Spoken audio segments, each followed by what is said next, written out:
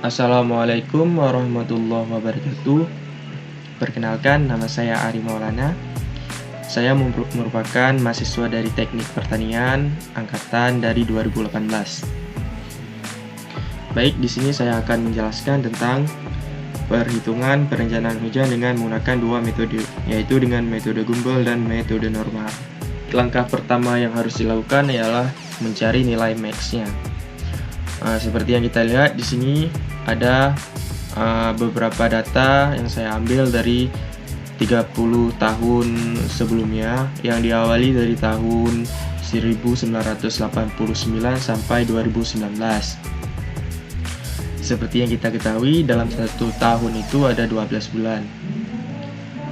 Di sini nilai max-nya kita dapatkan dari tingkat curah hujan tertinggi dalam satu tahun. Kita misalkan di tahun 1989 ini, di bulan Maret merupakan nilai tertinggi curah hujan yang ada di tahun tersebut. Maka nilai max di sini kita buat nilai yang kita dapatkan di bulan Maret. Setelah data max didapatkan semuanya, langkah selanjutnya ialah membuat tabel seperti ini, seperti yang saya buat sebelumnya. Di sini ada tahun, XI, X, XI kurang X, XI kurang X pangkat 2, XI kurang X pangkat 3, dan XI kurang X pangkat 4. Maka nilai XI ini kita ambil dari nilai max yang di tabel sebelumnya. Nilai max ini dikopikan ke nilai XI, dan nilai X didapatkan dengan cara memasukkan rumus sebagai berikut. Baik, di sini untuk nilai XI merupakan nilai data hujan maksimal yang kita ambil dari nilai max pada tabel sebelumnya. Di sini kita copy pastekan aja ke tabel XI. Selanjutnya kita akan mencari nilai X-nya. Cara untuk mencari nilai X-nya, yang pertama kita masukkan rumus sebagai berikut. Sama dengan average, terus dimasukkan nilai XI-nya dengan cara diblok dari tahun 1989 sampai tahun 2019. Maka didapatkan hasil nilai X-nya. Setelah nilai XI didapatkan, langkah selanjutnya ialah mencari nilai XI kurang X. Nilai XI kurang X ini didapatkan dengan cara nilai XI yang 179 dikurangkan dengan nilai X, maka didapatkan hasil minus seperti berikut. Dan untuk nilai XI kurang X pangkat 2, caranya hampir mirip dengan cara nilai XI dikurang dengan X dan dipangkatkan 2, maka didapatkan hasil sebagai berikut. Dan untuk nilai XI kurang X pangkat 3, caranya hampir mirip juga dengan cara XI kurang X pangkat 2, cuma di sini dipangkatkan dengan angka 3. Terus di XI kurang X pangkat 4, kita melakukan hal yang sama juga, maka didapatkan hasil rata-rata sebagai berikut.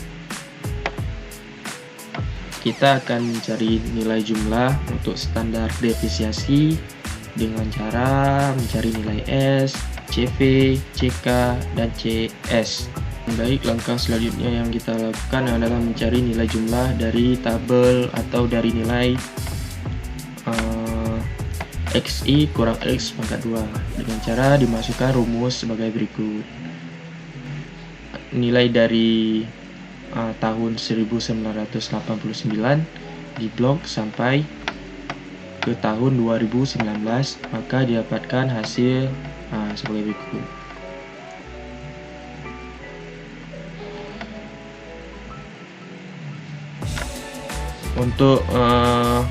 Untuk XI kurang X pangkat 3, caranya hampir sama juga, dengan cara memasukkan rumus, terus angkanya diblok dari tahun datanya diblok dari tahun 1989 sampai tahun 2019, maka didapatkan hasil sebagai berikut.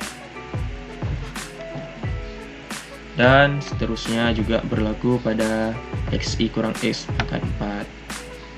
Setelah jumlah data keseluruhan dari tahun 1989 sampai 2019 didapatkan, data di antara data XI kurang X pangkat 2, data XI kurang X pangkat 3, data XI kurang X pangkat 4, maka langkah selanjutnya ialah mencari nilai S dan nilai standar deviasinya dengan cara memasukkan rumus. Untuk mencari nilai S, maka rumusnya sebagai berikut.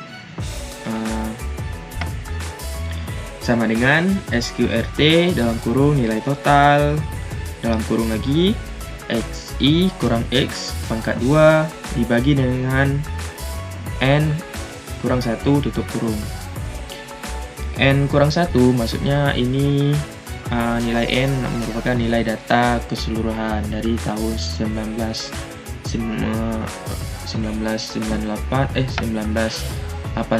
sampai 2019. Baik, setelah nilai S atau nilai standar deviasi didapatkan, maka langkah selanjutnya ialah mencari nilai CV. Nilai CV didapatkan dengan cara memasukkan rumus sama dengan S dibagi dengan X. S merupakan nilai standar deviasi dan X merupakan nilai rata-rata. Langkah selanjutnya adalah mencari nilai CK. Nilai CK sendiri didapatkan dengan cara memasukkan rumus sebagai berikut. Setelah datanya keseluruhan semua dijumlahkan, maka didapatkanlah nilai dari CK-nya. Setelah nilai CK didapatkan, yang terakhir ialah mencari nilai CS-nya. Nilai CS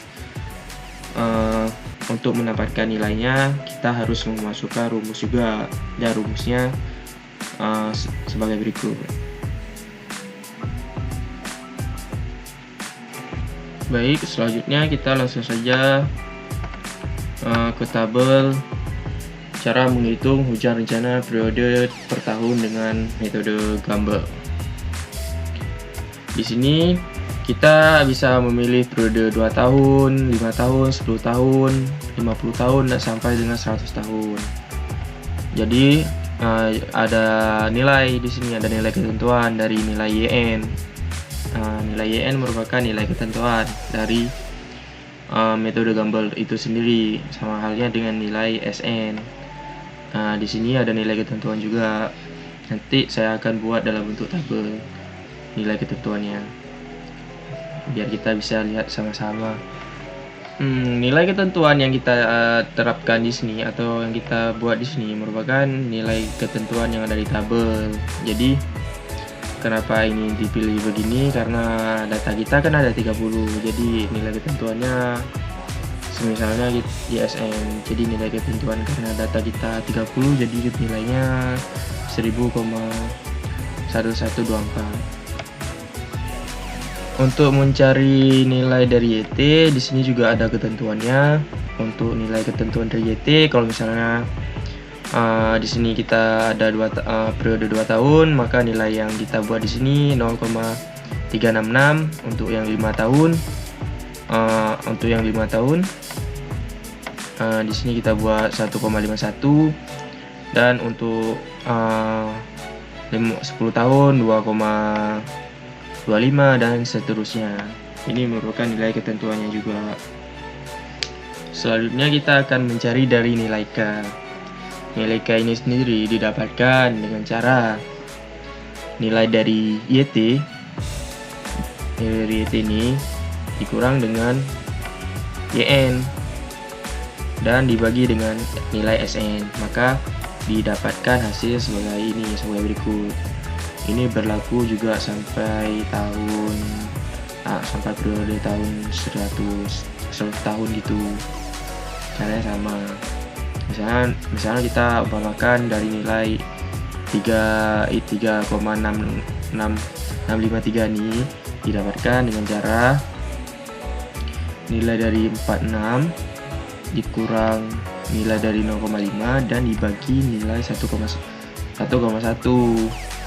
Maka nih hasilnya ini sebagai berikut ya. Untuk dari nilai S, datanya diambil dari data sebelumnya, kan nilai S udah kita dapatkan dari perhitungan sebelumnya, yaitu 187,61. Terus kita copy pastekan ke tabel S ini. Nilai X sendiri merupakan nilai rata-rata, kan tadi kita udah juga mengetahui nilai rata-rata nilai X nya. Maka didapatkan hasil 318,64. Maka datanya di copy pastekan ke tabel ini. Selanjutnya kita akan mencari nilai XT dibagi dengan mm. Di sini untuk mencari nilai XT dibagi mm, kita menggunakan dengan cara nilai dari X ditambah dengan nilai K dikali dengan nilai S, maka dia didapatkan hasil ya sebagai berikut. Ini berlaku juga pada periode 100 tahun. Selanjutnya kita beralih ke bagaimana sih cara menghitung hujan rencana periode per tahun dengan metode normal. Di sini kita sama halnya dengan menggunakan metode Gumbel. Datanya kita pakai periode 2 tahun, 5 tahun, 10 tahun, 50 tahun, sampai 100 tahun. Dan bagaimana sih cara mencari nilai K ini? Jadi untuk nilai K itu sendiri ini merupakan nilai ketetapannya. Jadi nanti saya akan buat dalam bentuk tabel karena ini merupakan nilai ketetapan. Misalnya di periode 2 tahun nilai ketetapannya adalah 0. Jadi nilai X seperti yang kita ketahui tadi, nilai X karena kita udah mengetahuinya, maka nilai X kita copy pastekan lagi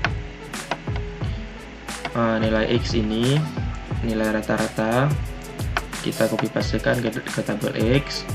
Dan nilai S maksudnya, karena kita juga udah mengetahui nilai S nya, nilai ini kita copy pastekan juga ke tabel cara menghitung dengan metode normal. Maka didapatkan hasil sebagai berikut. Selanjutnya kita akan mencari nilai XT dibagi mm. Caranya hampir sama juga kayak metode Gumbel, cuman di sini untuk mencari nilai XT dibagi mm,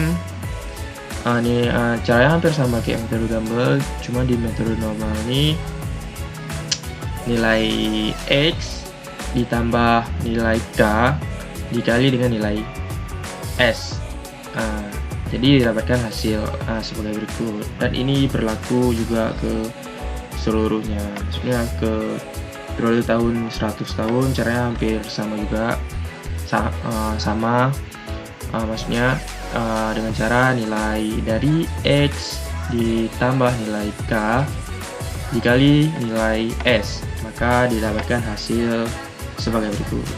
Sepertinya kita sudah menyelesaikan semua metode, baik itu metode Gumbel dan metode normal. Jadi cukup sekian dulu mungkin penjelasan tentang perhitungan bencana hujan dengan metode Gumbel dan metode normal dari saya. Saya selaku yang membuat video, mohon maaf jikalau ada salah atau kesilapan dari saya, karena ini kita sama-sama belajar. Lebih dan kurang saya mohon maaf. Assalamualaikum warahmatullahi wabarakatuh.